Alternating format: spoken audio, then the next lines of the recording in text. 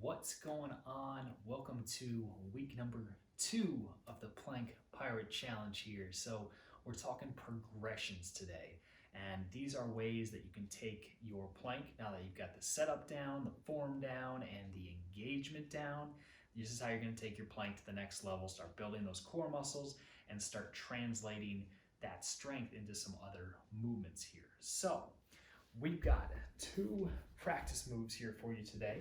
And the first one is going to be our weighted plank. Now, as you can see here, I'm at my parents' house right now, and I'm stolen my mom's lovely precious cookbook here, and this is what we're going to be using.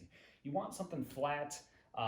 If you need to add a little bit more weight, you can stack them, take a couple of books on top of each other. Obviously, there's a balance factor there, but anything ideally that will sit on your back and not move around a whole lot and not worry about hitting your spine with any sharp objects is the key here. So weight plates work best, but heavy hardback textbooks or reading books work fine just as well.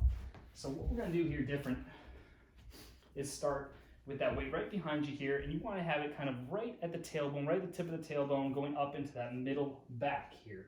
You can go into a tabletop position from here, down to those elbows, and kind of get into that knee starting position here that we've been working on with the setup.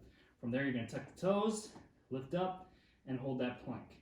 Now the key here is to keep that form, keep the engagement, and keep everything going on here, as well as letting that weight sit on the back. Now, the goal here is to not allow that back to sag. So that's why we want to start a little bit lighter.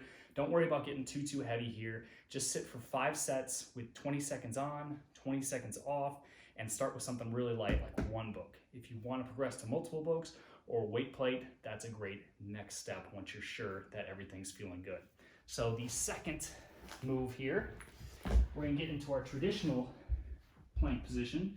Set up, elbows underneath, hands flat or together, either way.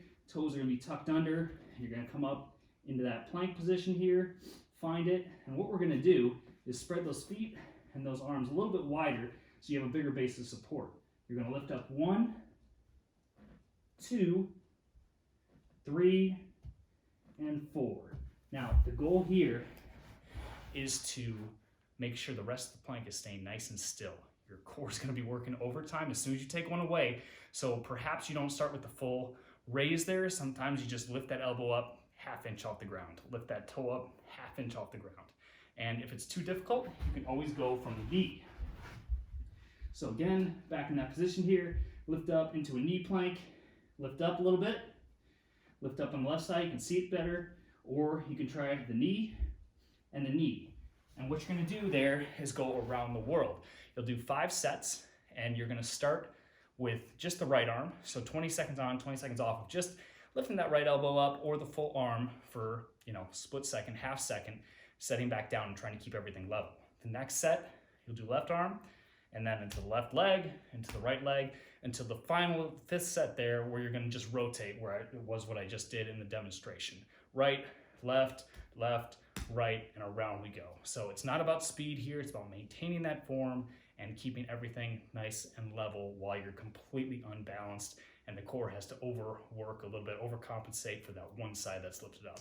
Let me know if you got questions. Have fun with it. 5 sets, 20 on, 20 off for each of those 2 movements. See ya.